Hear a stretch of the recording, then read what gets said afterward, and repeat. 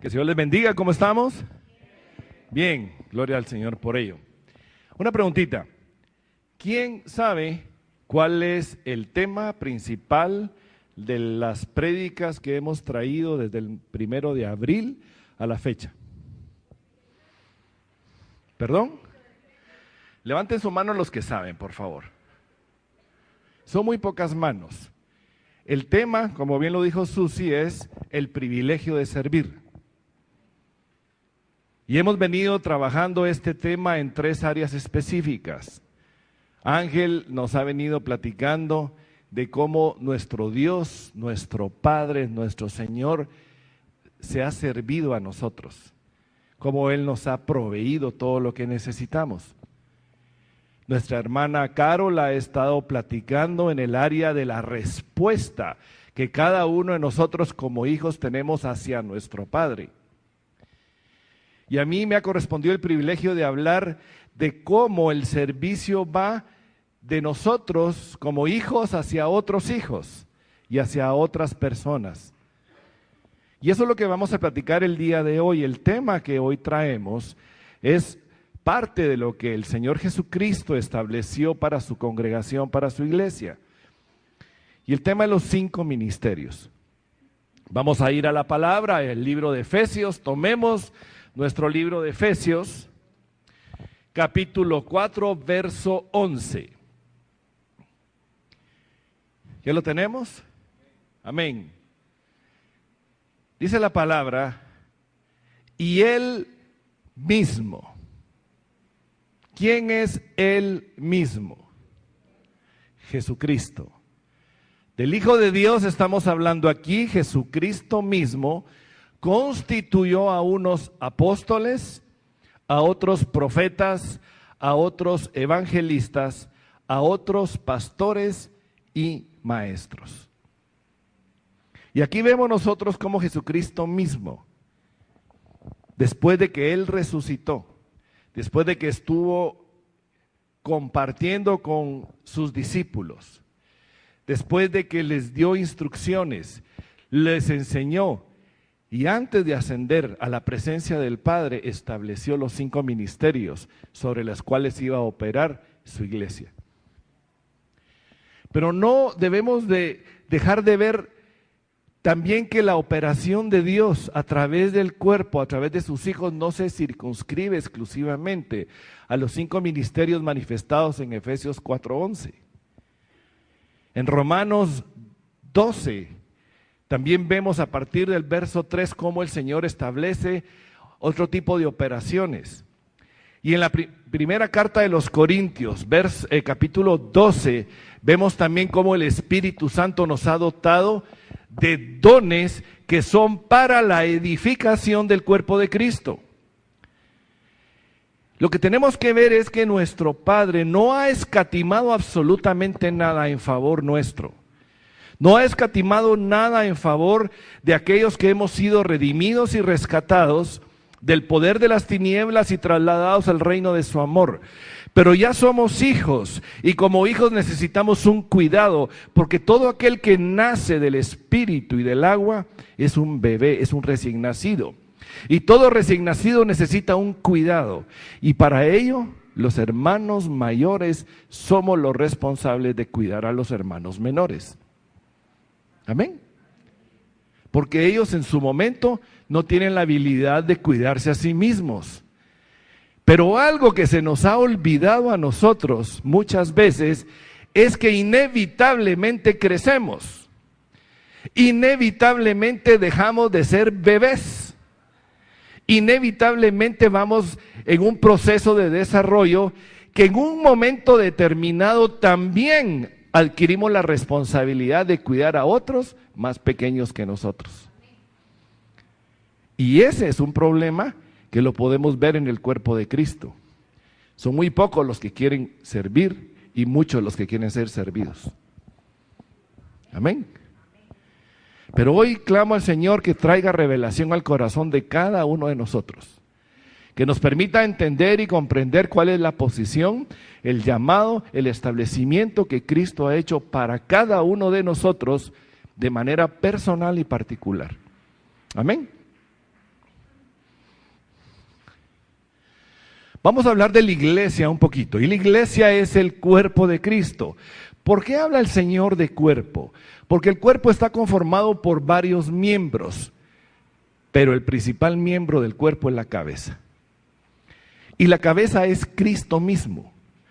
Cuando se refiere la palabra al cuerpo, ese cuerpo, esa organización, ese organismo vivo espiritual que está presente en este mundo, que está presente en esta tierra, no es inerte, no es pasivo, sino que es activo. Y tiene una cabeza, y la cabeza es Jesucristo mismo. Y la palabra dice en Colosenses 1:18, y Él es la cabeza del cuerpo, que es la iglesia.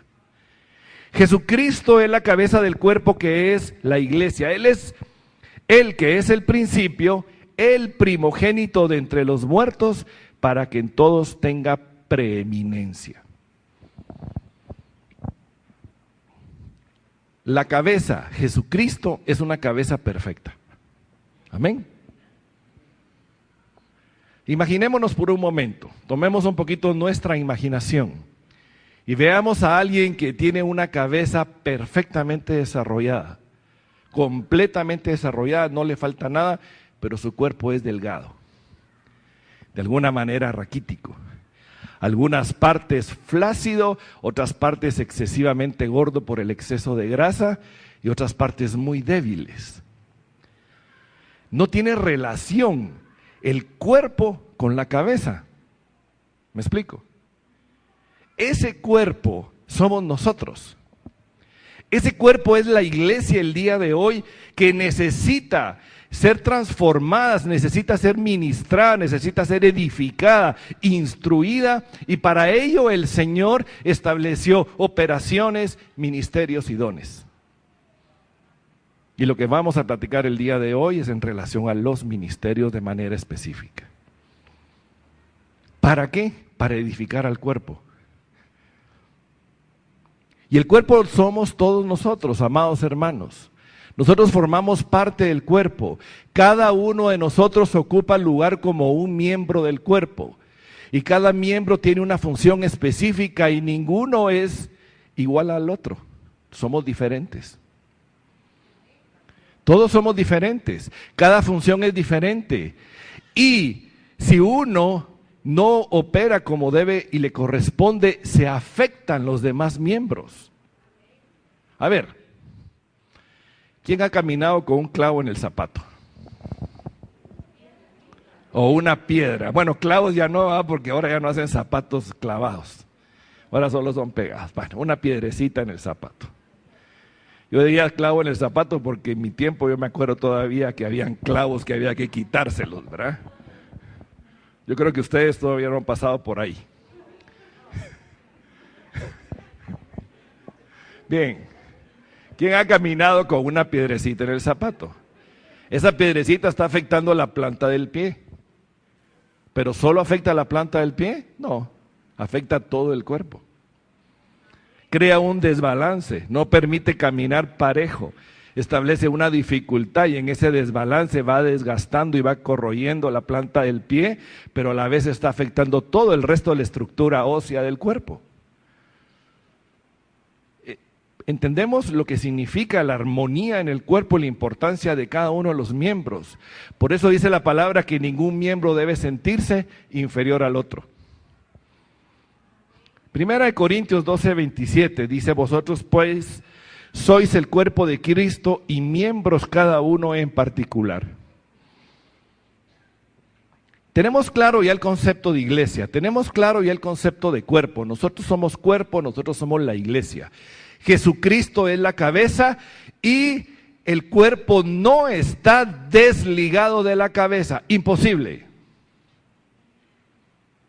Amén. Imposible. Está ligado a la cabeza, aunque aún no mantiene la armonía perfecta en cuanto a su crecimiento en relación a la cabeza. ¿Vamos bien? Pero el objetivo de los ministerios es claro y lo vamos a ver más adelante. Para poder entender un poco y tener una perspectiva más amplia de la función de los ministerios, Miren, es maravilloso retroceder en el Antiguo Testamento cuando Dios le dio a Moisés las instrucciones claras y específicas de edificar el tabernáculo. En el tabernáculo ya está la imagen de Cristo. En ese tabernáculo ya vemos nosotros cómo el Señor tomó cuidado de cada uno de los detalles que tienen una representación y una figura de lo que hoy es la iglesia y el cuerpo de Cristo.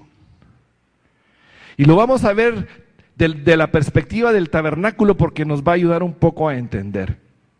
En primer lugar, las columnas que habían visibles en el tabernáculo eran 4 columnas en la entrada del atrio, 4, de 5 codos de altura, y se miraba la tienda del encuentro dentro del recinto del atrio, y resulta que la tienda del encuentro estaba construida con columnas de 10 codos de altura, era el doble de altura. Y desde fuera podía verse hacia adentro la parte superior de las columnas que daban hacia el lugar santo, pero no se podía ver el lugar santísimo desde ahí. Las 4 columnas que se nos enseña en el tabernáculo representa los 4 evangelios. Representa los 4 evangelios de la buena nueva de Jesucristo que vino a predicar a todos nosotros para que todo aquel que crea en Él no se pierda y pase de muerte a vida. Y tiene características particulares porque esas 4 columnas están en la entrada del atrio de frente hacia afuera. ¿Y quiénes son los que están afuera? Los que no conocen a Cristo. Son aquellos que están invitando a todo hombre y toda mujer que se encuentra carente del don de la salvación de Jesucristo y que le está diciendo, pasen por la puerta de Cristo Jesús para que sea salvo. La puerta es ancha. La puerta del atrio es más ancha que la puerta del lugar santo donde aparecen las 5 columnas. Porque la anchura de la puerta está representando la grandeza, la misericordia y el amor de Jesucristo por toda la humanidad, para que nadie se pierda. Pero aquellos que pasan la puerta del atrio, aquellos que pasan de muerte espiritual a vida, aquellos que dejan su condición de condenados para la eternidad y reciben la gracia de ser miembros de la familia de Dios y se les ha llamado hijos y su nombre ha sido inscrito en el libro de la vida, ellos pasan de esa área de condenación al recinto de resguardo de la casa del Padre. Porque el tabernáculo es la morada de Dios en medio del pueblo. El que está fuera del tabernáculo no está dentro de la casa del Padre. Para ser parte de la casa del Padre se necesita ser hijo. Amén.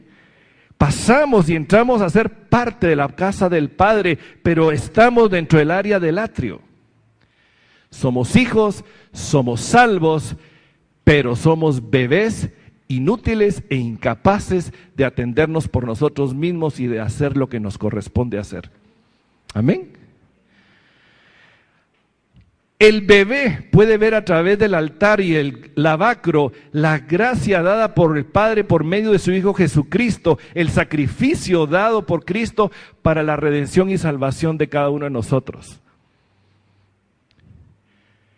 Cuando pasamos a formar parte del atrio, lo que destaca es la tienda del encuentro.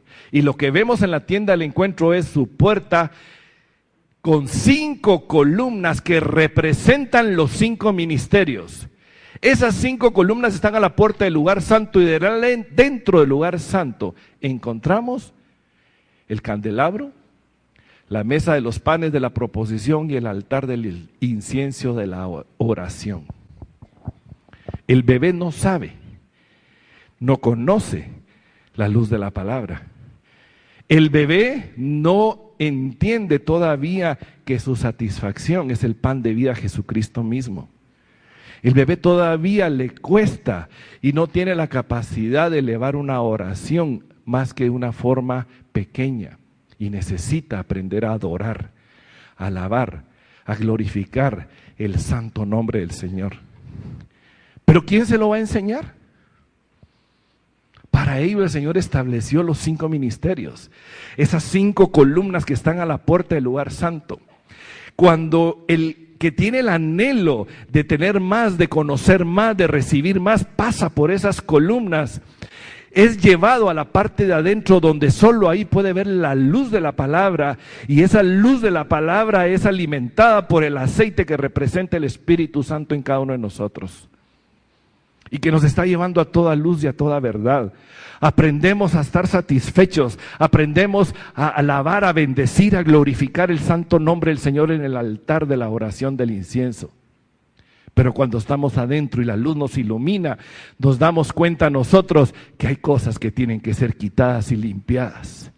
Y es el ministerio que nos enseña y nos dice: ve allá afuera porque ahí está el lavacro, ve, lávate y limpia, y cuando regreses serás diferente. No porque el ministerio vaya a cambiar, sino porque el ministerio fue establecido para guiar, para dirigir. Amén. Tengamos esta figura porque nos va a ayudar a entender realmente el rol del cuerpo y de la iglesia a través de los ministerios. Esa es la figura que vemos ahí. Les decía, en la parte del frente están la puerta del atrio, una puerta ancha con 4 columnas, pero las otras 5 columnas, una puerta más alta, pero más angosta, con una columna más. Pasar se hace más estrecho. Amén. Tenemos también la figura del aceite de la santa unción con que fue ungido a Aarón como el primer sumo sacerdote. Y el aceite de la santa unción tenía 5 elementos con el cual era compuesto. Estamos viendo 5 columnas, estamos viendo 5 elementos en el aceite de la santa unción. El Señor habla a través de los números también. Vemos en ese aceite la gracia derramada por Jesucristo para que esto pueda funcionar. Y ese es el aceite que nos acompaña, el aceite que nos ministra el Espíritu Santo en nuestro diario caminar. Amén. Los 5 ministerios. ¿Qué significa ministerio? Porque a veces necesitamos entender claramente el significado del ministerio. La raíz griega es diaconía, significa servicio como sirviente, ayuda, socorro, ministerio, ministración, distribución. El ministro no está para ser servido. El ministro fue establecido por el Señor para servir, para dar, para entregar lo que en un momento recibió. Amén. Pero en su raíz hebrea, Eved, tiene una connotación más fuerte, más tremenda. Dice trabajar en todo sentido, arar, cultivar, esclavo. Ministro se vuelve esclavo por amor. Honrar es un labrador, labrar, ministrar, adorar al Señor Todopoderoso. Significa idóneo y otras cosas más. Poder entender el significado de la palabra ministerio nos da a nosotros un contexto mucho más claro de lo que Jesucristo quiso establecer cuando Él constituyó los ministerios para su cuerpo. El ministerio es la entrega total de un discípulo a la obra de Dios sin poner ninguna restricción. El ministerio no es hoy sí, mañana no. Jesucristo no vino a decirnos, miren, hoy no tengo ganas de hacer milagros. ¿Verdad que no? Ay, mañana se los hago. Era la entrega total al servicio, sin restricción alguna. Y el ministro debe tener esas características. Está fundamentado en principios divinos. Y está fundamentado en el plan perfecto de nuestro Señor cuando constituyó los 5 ministerios, hablando específicamente de ellos. Jesús los constituyó con 5 unciones diferentes para que juntos trabajaran en el cuerpo de Cristo.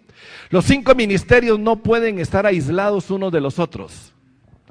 Los 5 ministerios son parte de la integridad de las funciones que Jesucristo ha establecido para que todos, cada uno en el área que le competen, edifiquen a los hijos de Dios.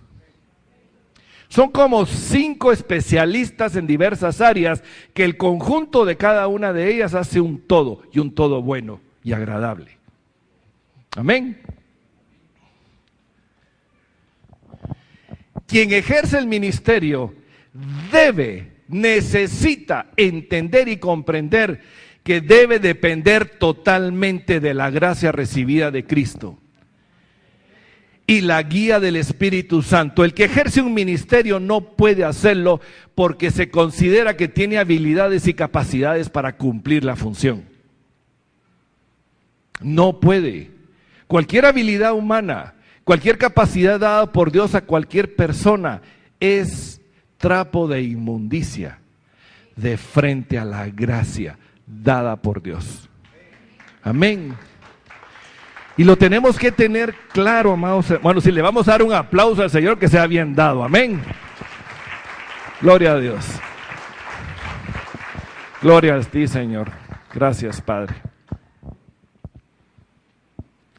Si no dependo totalmente de Cristo para la función del ministerio, si no soy guiado por el Espíritu Santo, verdaderamente mi obra va a ser madera, heno y hojarasca, y va a pasar por la prueba del fuego de Dios y no va a pasar la prueba.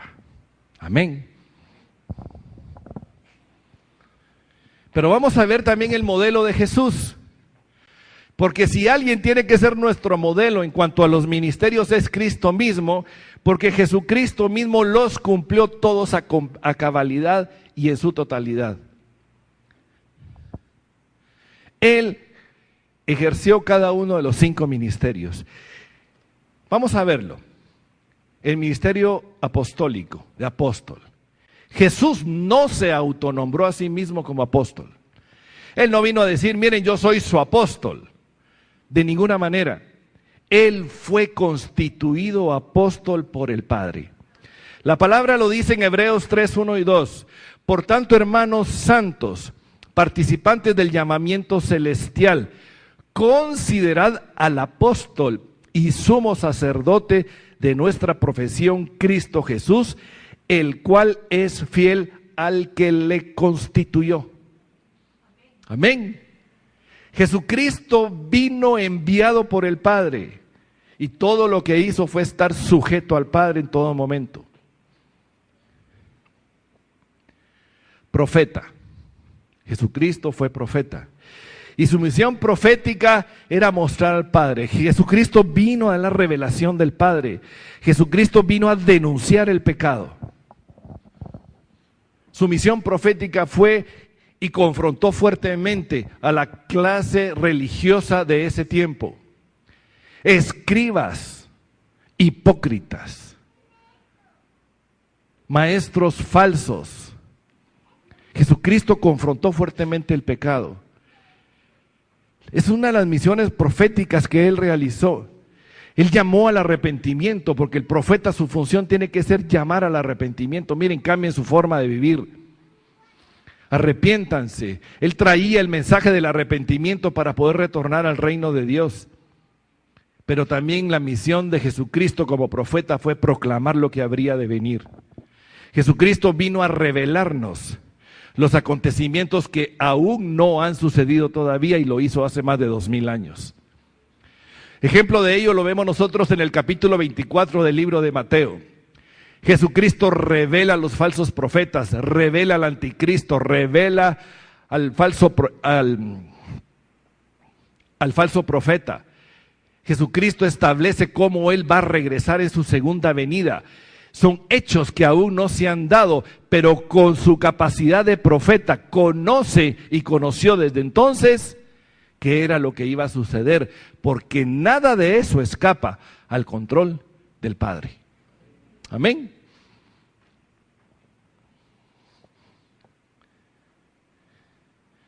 Perdón, estábamos en la cita aquí.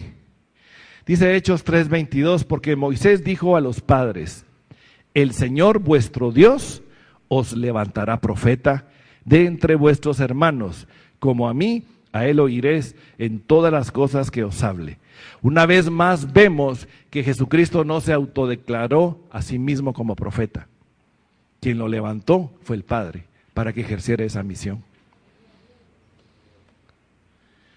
Jesucristo fue evangelista por excelencia. Realmente su misión principal fue venir a predicar el evangelio del arrepentimiento, el evangelio de la salvación, a traer las buenas nuevas del reino, a proclamar el año agradable del Señor, a decirle a todos: miren, si creen en mí, pasarán de la muerte a la vida. Amén. Jesucristo lo hizo y lo vemos en Lucas 4, 18, 19, cuando estaba en el templo, le dieron el rollo del libro de Isaías. Toma el rollo, va a buscar el capítulo 61 de Isaías y lee: el Espíritu del Señor está sobre mí, por cuanto me ha ungido para dar buenas nuevas. Me refiero a la parte amarilla porque es la parte del evangelio, es la parte de la predicación de las buenas nuevas del evangelio de Jesucristo. Y si él cumplió esa función de evangelista, lo hizo, miren, a tiempo y a destiempo. Amén. Pastor. Interesante la palabra que ha usado el Señor de pastor, porque sí entendía el pueblo de qué representa y qué significa ser pastor, porque era un pueblo de ovejas, de rebaños de ovejas. Su función principal era la de ser pastores. Entonces entendían perfectamente el concepto. Juan 10:10 dice la palabra: yo soy el buen pastor, y el buen pastor su vida da por las ovejas. Si alguien tenía compasión por las almas, si alguien se compadecía del dolor de las personas, si alguien realmente tenía cuidado de aquellos que son amados del Padre y de Él, era Él mismo.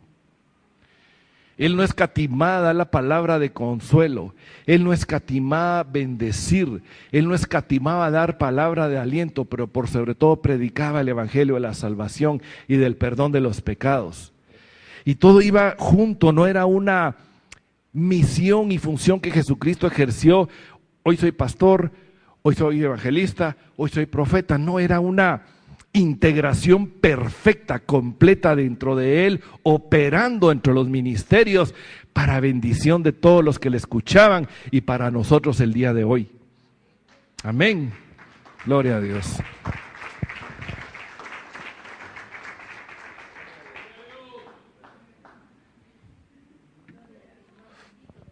Gracias, Padre. Jesucristo fue maestro. Él personalmente se ocupó de instruir a sus discípulos. Y cuando lo hizo con el ejemplo.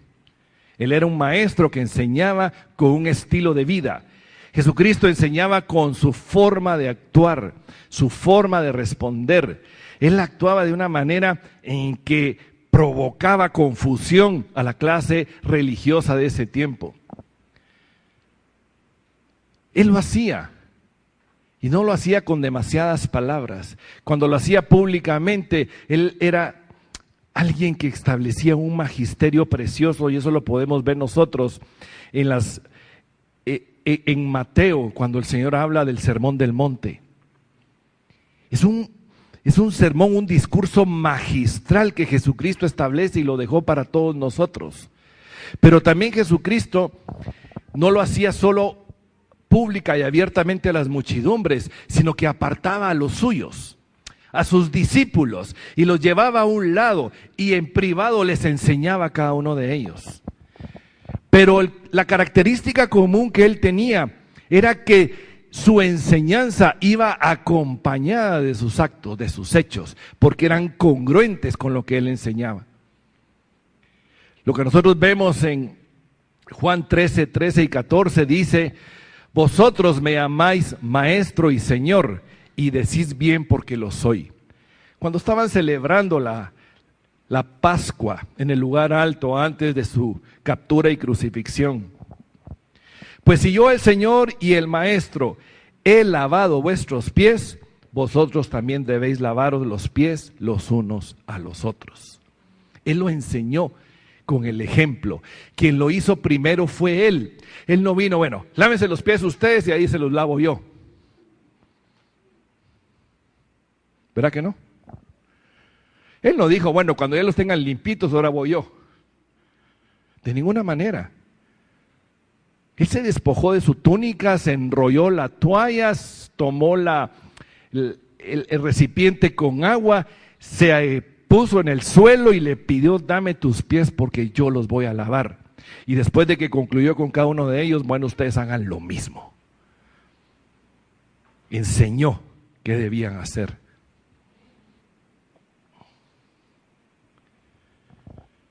Ahora vamos a platicar un poco ya del contexto de los ministerios dentro del cuerpo de Cristo. Cuando hablamos del ministerio apostólico, el apóstol es alguien que es enviado. Pablo decía: yo me considero el más pequeño de todos. Del griego apóstoles, que significa uno que es enviado y que es mensajero. ¿Y a dónde son enviados? Fuera del lugar donde ellos son establecidos. Cuando vemos el Antiguo Testamento, vemos Hechos de los Apóstoles, vemos claramente cómo muchos fueron enviados. Tenemos que entender algo, amados hermanos, y sí, es importante. El ministerio apostólico dado por Jesucristo no es los mismos apóstoles, los 12 apóstoles establecidos por Cristo.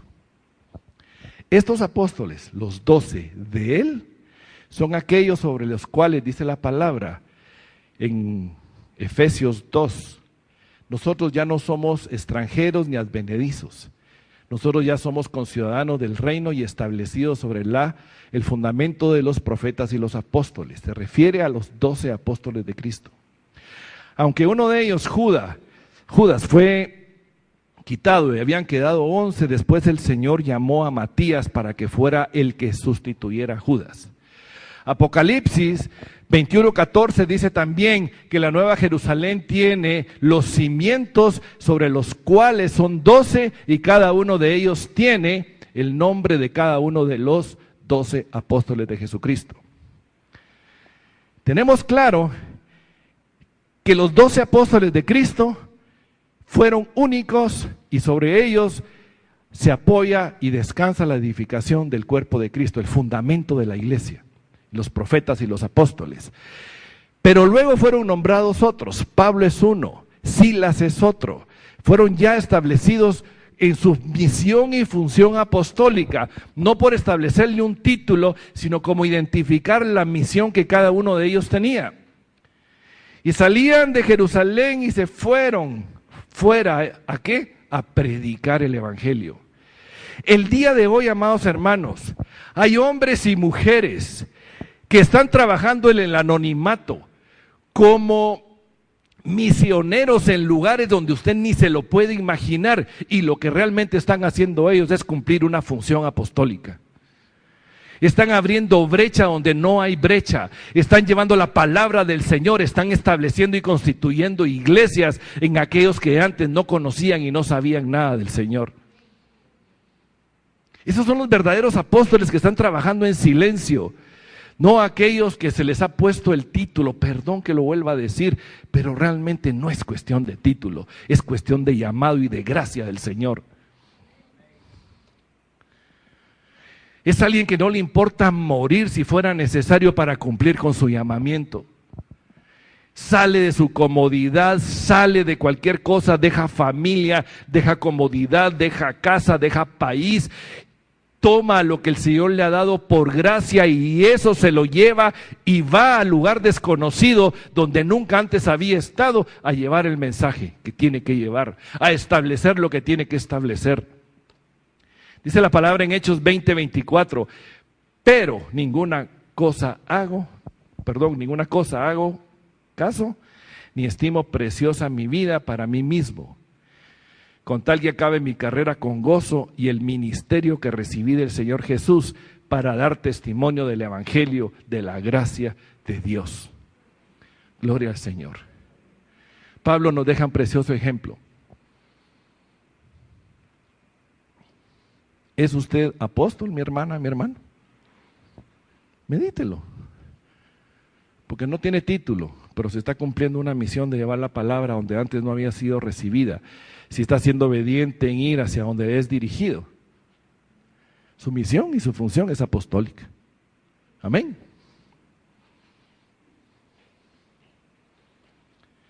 Es aquel que no podrá callar lo que ha visto y oído. Cuando Pedro y Juan fueron capturados y fueron llevados ante el Sanedrín porque estaban predicando después de que Jesucristo había muerto, ellos le respondieron. Mas Pedro y Juan respondieron diciéndoles, juzgad si es justo delante de Dios obedecer a vosotros antes que a Dios. Porque no podemos dejar de decir lo que hemos visto y lo que hemos oído. Es imposible. El que tuvo un encuentro con el Señor, el que conoció a Cristo y vio su poder, su grandeza y ha visto las maravillas y los prodigios, no puede quedar callado. Amén. ¿Cuántos de nosotros nos hemos quedado callados? Ups. Ouch. No podemos, amados hermanos. No podemos callar las maravillas que Cristo ha hecho en nuestras vidas. No podemos callar aquello de lo que Dios nos ha mostrado y nos ha revelado. No podemos callar aquello de lo cual hemos sido testigos de lo que Jesucristo ha hecho en otros. No podemos callar. Tenemos que proclamar las grandezas de Cristo Jesús. Gloria a Dios.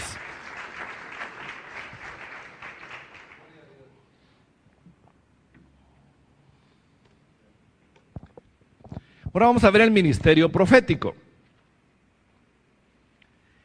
El Antiguo Testamento nos da muchos maravillosos, preciosos ejemplos de grandes profetas del Señor, temerosos de Dios, fieles al llamado de proclamar lo que Dios les dice que hablen.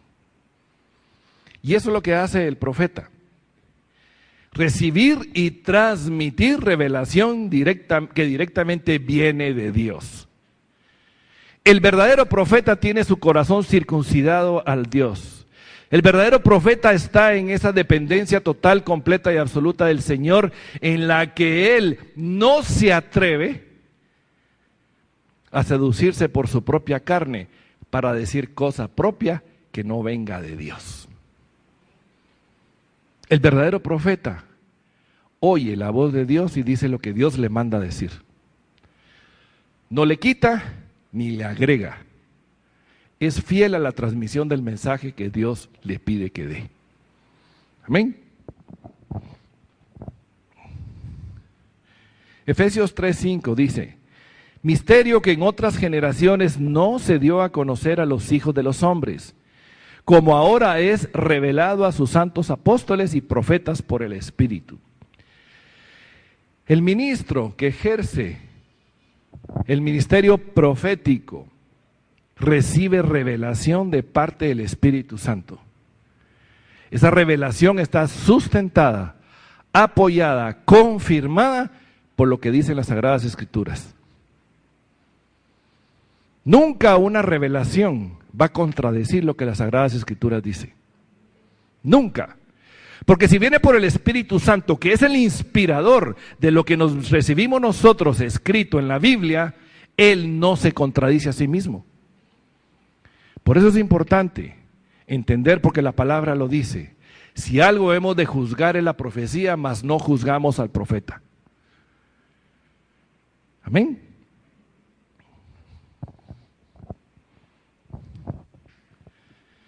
Deben ser voz de Dios en medio del pueblo. El profeta muchas veces habla cosas que el pueblo no le agrada escuchar. Pero tiene que decirlo. No puede callar. Es imposible. Toda congregación necesita el celo del ministerio profético dentro de ella. Una congregación que no esté el ministerio profético operando fácilmente puede errar su camino y su destino. Bendigo al Señor de nuevo, porque en esta congregación el ministerio profético es fuerte. El ministerio profético opera, está funcionando y nosotros somos testigos de ello. Amén. Es quien predica la palabra con el fin de preparar el camino del Señor. Como ejemplo tenemos a Juan el Bautista. Juan el Bautista preparó el camino del Señor y era profeta y venía a hablar del evangelio del arrepentimiento, del bautismo del arrepentimiento. Trae ese arrepentimiento al pueblo. El verdadero profeta no le anda ahí, como decimos, sobándole la leva, mire usted que tal vez. No, él es directo, arrepiéntase. Porque lo que está haciendo está mal. Quien lo recibe muchas veces lo recibe y no le gusta recibirlo. Lo recibe como un golpe, pero luego si recapacita se da cuenta de la bendición que alguien venga, lo corrija, lo confronta y le diga, mire, arrepiéntase. Porque es para bendecir su vida, para apartarlo del camino que llevaba equivocado y errado, para restaurar, para restituir. Amén. También tenemos que entender que el ministerio profético es un ministerio a tiempo completo. Y no es lo mismo que el don de profecía que el Señor ha dado en 1 Corintios 12. Todos los que tenemos el Espíritu Santo de Dios, el Señor nos habla en un momento determinado, porque a Él le place y nos da palabra para que nosotros la compartamos a la congregación. Pablo también nos dice, anhelen los mejores dones y anhelen el don de profecía. Amén. Hoy el Señor habló en medio de nuestra congregación por medio de la operación del don de profecía dado por el Espíritu Santo. Pero el don de profecía es en el momento que el Señor lo establece y se lo da a aquel que tenga el Espíritu Santo en su corazón. No necesariamente la misma persona. Me lo puede dar a mí, se lo puede dar a Carol, se lo puede dar a Julito, a cualquiera. En un momento determinado, conforme lo que Él, en su inmenso amor y sabiduría, sabe que necesitamos escuchar. Mas el ministerio profético es un ministerio permanente, todo el tiempo. Es alguien que recibe dirección y revelación del Señor. Es alguien que también recibe de parte del Señor advertencia para la congregación. Es alguien que le dice el Señor, diríjanse por este camino y tomen cuidado de ello. Es alguien que también trae de parte de Dios instrucciones de situaciones que van a suceder en el futuro próximo o en el futuro lejano. Amén. ¿Quiénes de nosotros recibimos la voz profética aquí? Hace alrededor de 2 años y medio, 3 años, de tomar cuidado y de hacer provisión espiritual y provisión material, porque venían las olas. La ola del petróleo, del oro negro era, la ola del hambre, la ola de la violencia y de la guerra. El ministerio profético operó y los que escuchamos la voz y fuimos obedientes fue bendición para nosotros. Pero otros, ¡ay, qué exagerado! Amén. El problema no es la credibilidad del profeta. El problema es que el pueblo crea que Dios está hablando por medio del profeta. Entonces pone en duda la credibilidad de Dios, no del profeta que habla. Amén. Y el otro problema es que el profeta está hablando de cosas, en este caso en particular, que aún no han sucedido. Y como todos parecemos como Tomás, si no miro no creo, ¿verdad? O hasta que se nos mete el agua hasta aquí, bueno, entonces de veras era cierto. Amados hermanos, el Espíritu de Dios que está en nosotros nos da la capacidad de discernir si el mensaje que viene de Él. Amén. El ministerio evangelista es el mensajero de lo bueno, el que proclama las buenas nuevas. Y hay que tener claro la importancia de esta función en las iglesias. Amados hermanos, miren, una congregación sin el ministerio evangelista, ¿qué está haciendo? No se está multiplicando. No está ejerciendo la función que Dios nos ha mandado. Vayan y prediquen el evangelio y hagan discípulos a todas las naciones.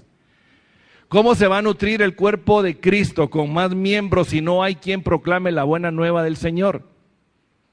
¿Cuántos evangelistas sabemos aquí? Perdónenme, mis amados hermanos, quien no levantó la mano no ha entendido que usted es un hijo de Dios y que usted ha sido llamado para proclamar las buenas nuevas que el Señor hizo en su propia vida con su propio testimonio.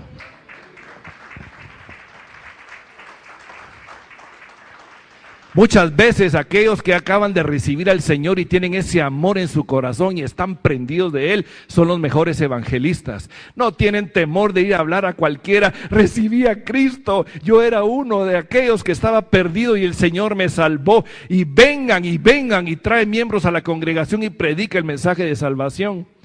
¿Es cierto o no es cierto? Y luego nos volvemos como ovejas acomodadas dentro del rebaño. Oh, qué triste. Nosotros somos epístolas ambulantes, amados hermanos. Nuestra misión evangelística es, en donde estemos, con quien estemos, no importa con quién estamos, proclamemos que Jesús es el Señor. Pero eso solo puede ser hecho si mis actos, mis acciones, lo que hago, lo que dejo de hacer, son congruentes con el mensaje que yo le estoy transmitiendo a las personas que me escuchan. Porque es muy fácil proclamar a Jesús, pero yo, nada que ver. Mis acciones van a hablar con mucha más fuerza y poder que mis propias palabras. Que aquellos digan, miren, ¿qué tiene este que cambió? Que digan, ala, yo quiero lo mismo que tiene porque realmente es cierto, es real. El ministerio evangelista, todos los hijos de Dios lo tenemos. Pero también hay hombres y mujeres que han sido llamados a tiempo completo para proclamar y predicar la palabra de Dios a donde sean enviados. Y a esto se refiere el ministerio de evangelización, el ministerio evangelístico, que a tiempo completo está en operación en ese sentido. Pablo le escribe a Timoteo y le dice en la segunda carta a Timoteo 4:5, pero tú sé sobrio en todo. Y eso significa, da testimonio de quién eres. Soporta las aflicciones, ¿por qué? Porque cuando proclamamos a Cristo todos nos rechazan. Ah, de eso no me hables. Momento, no me están rechazando a mí. Están rechazando a aquel que está en mí. El problema no es mío. El problema es de quien rechaza. Jesucristo jamás se siente rechazado. Amén. Haz obra de evangelista. Cumple tu ministerio. La obra de evangelista es sumamente importante, son esos 4 columnas en la puerta del atrio, en el tabernáculo, manifestando, proyectando el mensaje de la salvación a todos aquellos que aún no han recibido a Cristo. Y la palabra también nos habla que tienen el corazón entenebrecido, que no entienden y no pueden entender. Que a veces uno les habla y les habla y les habla y no entienden y no quieren. Les está ofreciendo uno el don más grande y precioso que pueden recibir y no les importa. ¿Cierto o no? Jesucristo mismo en su palabra lo ha manifestado. Pero también tenemos que entender, amados hermanos, que cuando predicamos a Jesucristo no depende de nuestra predicación, porque el reino de Dios no es palabrería, es poder de Dios. Cuando predicamos a Jesucristo es el Espíritu Santo el que trae convicción de arrepentimiento para recibir a Cristo como Señor y Salvador. No es por nosotros, es por la obra que hace el Espíritu, es por la gracia derramada en todo hombre y toda mujer que existe por parte de Cristo. Amén. Es alguien que tiene amor y pasión por las almas perdidas. Realmente está preñado con dolores de parto por predicar la verdad del Evangelio de Cristo Jesús. Y es alguien que tiene la habilidad de mostrar con las Escrituras quién es Jesús. Amén. Tal ministerio pastoral también. Pastores, en griego poimen, significa vaquero, pastor de ovejas, el que cuida, conduce, orienta, brinda afecto, nutre, protege un rebaño. Y las responsabilidades pastorales son múltiples, como se ve en las instrucciones de Pablo a Timoteo, y lo vamos a ver en 2 Timoteo 4:2. Y Pablo le exhorta a Timoteo y le dice, que prediques la palabra, que instes a tiempo y fuera de tiempo, redarguye, reprende, exhorta con toda paciencia y doctrina. El ministerio pastoral, lo hablo como ministerio, aquí el Señor nos ha dado el nombre de ministros competentes del nuevo pacto. Es bíblico, pero tiene la misma función. Sus funciones son múltiples. Realmente el ministerio pastoral y el que ejerce la función de pastor tiene que ser de todos ustedes. Es el que da la pacha, que limpia, cambia pañales, es el que quita las lágrimas, el que baña, el que anima, el que exhorta, el que predica, el que enseña, el que va, el que viene y el que no tiene tiempo para su familia y está para todos los demás. Muchas veces así pasa. Pero tienen corazón compasivo hacia sus ovejas.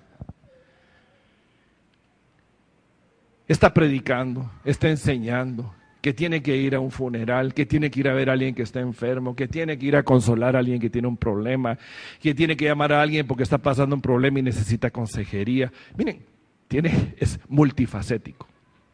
Y eso solo puede ser realizado por la gracia impartida por el Señor para cumplir ese ministerio.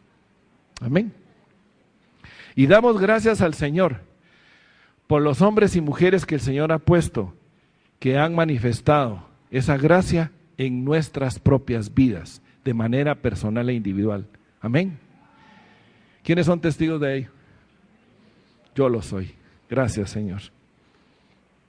El ministerio del maestro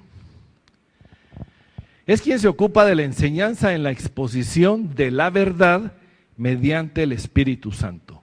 La exposición de la verdad por medio de las Sagradas Escrituras con la dirección e inspiración del Espíritu Santo. Es el que enseña la sana doctrina y vive lo que está trasladando y no lo hace como lo hacen los fariseos.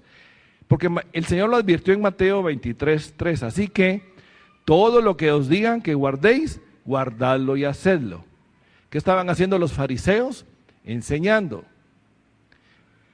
Mas no hagáis conforme sus obras. La advertencia de Jesús. Miren, ellos enseñan, pero no cumplen lo que enseñan. No viven lo que enseñan. ¿Por qué dicen y no hacen? Pues el verdadero maestro es aquel que primero se ha circuncidado a sí mismo, es aquel que toma la palabra y la hace propia, es aquel que agarra la palabra para sí mismo y permite que la luz lo escudriñe, lo confronte, lo corrija, y es aquel que siendo tomado y tocado por el Señor, por su gracia, por su Santo Espíritu, puede, por su propio testimonio, enseñar a otros de la misma manera como fue enseñado. Amén. Es aquel que tiene la capacidad de tomar esas verdades de parte del Señor y hacerlas fáciles de entender. Es aquel que ama la palabra, el que explica esos misterios de Dios que a veces como cuesta entender, y el maestro recibe la gracia de agarrar y decirle, no, miren, el Señor lo que está enseñando es esto, esto y esto y esto, y lo hace de una forma tan fácil que todos entienden. Es aquel que también ayuda a derribar fortalezas, porque nosotros conocemos y aprendimos muchas ideas erróneas y equivocadas, fortalezas religiosas.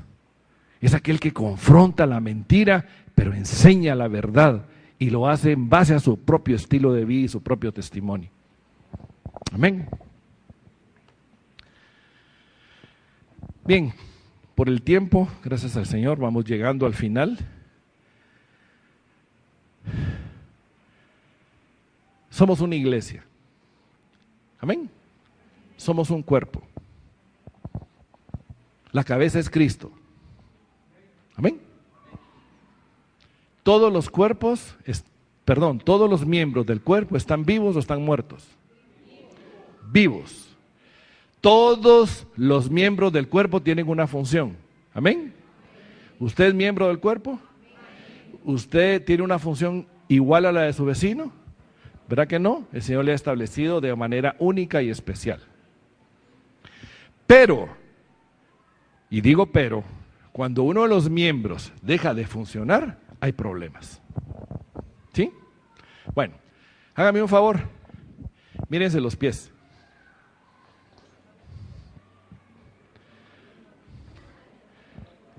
¿No se los están viendo? Mírense los pies. No se quiten los zapatos, tranquilos. A algunos les gustan sus pies, a otros no les gustan sus pies, ¿verdad que así es? Pero déjenme decirles que sus pies sostienen el peso de su cuerpo. Bueno, les quiero contar un caso que pasó en mi familia. ¿Qué es lo que pasa cuando uno de los miembros del cuerpo no funciona adecuadamente? Mi abuelo materno era diabético y empezó a tener problemas de que su sistema vascular circulatorio en las piernas no irrigaba la suficiente sangre que necesitaba que llegara hasta el extremo de sus pies. Consecuencia de que uno de los miembros de su cuerpo no estaba funcionando adecuadamente, la sangre no le estaba llegando hasta donde necesitaba llegar. Consecuencia de ello, le provocó gangrena en uno de sus pies. Y hubo que amputarle de la rodilla para arriba, de esta parte de aquí hacia abajo, perdón.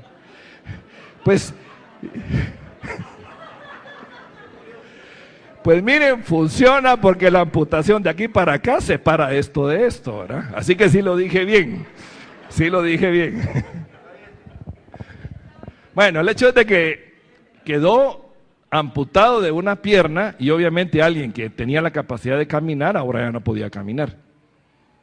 El cuerpo se resintió, pero el órgano que tenía que funcionar no funcionaba adecuadamente aún después de la amputación, y 1 año y medio después vino gangrena en el otro pie y avanzó la gangrena y hubo necesidad de amputar la otra pierna a la misma altura. Alguien que tenía más o menos mi altura, pero mucho más corpulento que yo, de repente tenía este alto. El cuerpo se redujo. Traigo este ejemplo porque físicamente nosotros podemos identificar cuando uno de los miembros no funciona, cómo afecta a todo el resto. Por eso nosotros estamos llamados a llegar a alcanzar los propósitos, los objetivos y las metas para las cuales el Señor Jesucristo estableció los 5 ministerios. Amén. Para que el cuerpo no sufra. Y esa es responsabilidad personal de cada uno de nosotros. Vamos rapidito. Propósitos de los ministerios. Efesios 4:12 en su primera parte. A fin de perfeccionar a los santos para la obra del ministerio. Perfeccionar, instruir, capacitar para la obra del ministerio, no para quedarse como ovejas gorditas, sentadas sin nada que hacer. Para ser parte activa del cuerpo de Cristo. Y el objetivo de los ministerios lo vemos en el mismo verso 12, en su segunda parte, para la edificación del cuerpo de Cristo. El cuerpo de Cristo aún está pendiente de alcanzar su plena edificación. Y es responsabilidad de todos, conforme el llamado que el Señor nos ha hecho a cada uno, de ir en pos de la edificación del cuerpo. Porque si un miembro crece juntamente con todos los demás, el cuerpo crece. Amén. Segunda Timoteo 2:15 dice: procura con diligencia presentarte a Dios aprobado, como obrero que no tiene de qué avergonzarse, que usa bien la palabra de verdad. Esta exhortación es para ti y para mí, mi hermano. Procuremos presentarnos aprobados, que no nos digan: mira, lo que tuviste que hacer, no lo hiciste, lo omitiste. Y la meta a la cual quiere llevarnos los 5 ministerios es alcanzar madurez, que ya no seamos chiquititos, como dice Efesios 4:13, hasta que todos lleguemos a la unidad de la fe y del conocimiento del Hijo de Dios, a un varón perfecto, a la medida de la estatura de la plenitud de Cristo, hasta que el cuerpo sea congruente con la perfección de su cabeza. Amén. Quiere llevarnos a alcanzar la estabilidad. Y el verso 14 dice: para que ya no seamos niños fluctuantes, llevados por doquiera de todo viento de doctrina, por estratagema de hombres que para engañar emplean con astucia las artimañas del error. En buen chapín, para que no nos baboseen. Eso sí me lo entendieron, ¿verdad? Que como el hermanito, él es ungido, dijo tal cosa, lo voy a creer. Amado hermana, amado hermano, usted tiene una responsabilidad de hacer como lo hicieron los hermanos en Berea. Oyeron solícitamente la predicación de la palabra que Pablo les llevaba, pero inmediatamente iban a revisar las escrituras a ver si era cierto. Si era cierto, lo tomaban. Pero si no, eran celosos para decir: no me van a engañar. Y eso solo la luz de la palabra nos puede sostener a nosotros. No nos dejemos llevar por ese engaño. La meta del crecimiento, Efesios 4:15, sino que siguiendo la verdad en amor, crezcamos en todo en aquel que es la cabeza, esto Cristo. Nuestro crecimiento no termina. Nuestro crecimiento está en proceso y en desarrollo. Si usted cree que ya llegó a la cumbre del Everest, déjeme decirle que la luna está más alta. Amén. Y por último, la meta suprema que todos queremos y necesitamos alcanzar: la santidad. Pues la voluntad de Dios es vuestra santificación, dice la palabra. Y la palabra también dice que sin santidad nadie verá a Dios. Y los 5 ministerios establecidos por el Señor Jesucristo, cabeza de la iglesia, para su cuerpo que somos nosotros, es para llevarnos en un proceso que va a llegar al punto donde seamos igual a Él, santidad. Amén. Así que les invito a que oremos. Quiero pedirles a cada uno de ustedes que en este momento tengan un minuto de reflexión. Clámenle al Padre y pregúntenle: Padre, ¿en qué tú me has llamado y yo no he obedecido? Esto es personal, no es de congregación en general, es personal. Padre, revélame, ¿qué es lo que tú me has llamado a hacer y que yo no he hecho? ¿Cuáles son mis omisiones?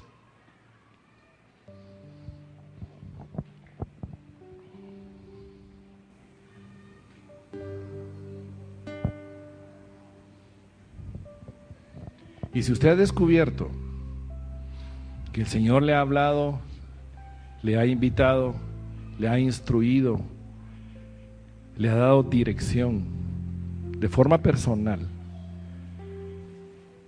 para hacer la obra del ministerio que Él quiere, y usted se ha resistido, y usted no ha querido dejar su comodidad, y usted ha pensado más en sí mismo que en aquellos a quienes el Señor quiere bendecir por medio suyo. Si así es, pidámosle perdón al Señor. Y digámosle: Padre, hoy vengo a reconocer ante ti, vengo a darme cuenta, Señor, que me has estado hablando, has estado tocando la puerta de mi corazón, pero mis ojos se han cegado, mis oídos se han cerrado, mi egoísmo, mis intereses, mi forma de ver, mi propia comodidad han impedido que yo sea obediente a ti. Y lejos de nutrirme del maravilloso cuerpo en el cual tú me has puesto, lo único que he hecho es obstaculizar que la gracia que tú quieres transmitir por medio mío llegue a otros. Te pido perdón, Padre, porque soy responsable de que esa gracia no haya pasado por medio mío. Y tú has escogido a alguien más para que llegue a donde tú tenías el cometido que llegara. Yo me he perdido de esa bendición. Yo me he perdido de ser parte de ese cuerpo y de cumplir con la función para la cual fui establecido desde antes de la fundación del mundo. Yo me he perdido de vivir el propósito para el cual tú me creaste, Padre. Te pido perdón en el nombre de Jesús. Límpiame, Señor, perdóname. Sácame, Señor, de mi abatimiento, sácame de mi apatía, sácame de mi desgano, Señor, sácame de mi acomodo, sácame de mi propia pereza y hazme, Señor, un miembro activo de tu cuerpo. En el nombre de Jesús te lo clamo, Padre. Gracias porque recibo tu perdón, porque fiel eres tú para perdonarme y limpiar todos mis pecados. Pero hoy clamo en el nombre de Jesucristo que traigas para cada uno de nosotros, Padre, la impartición de la revelación de la prioridad para la cual cada uno de nosotros está aquí el día de hoy.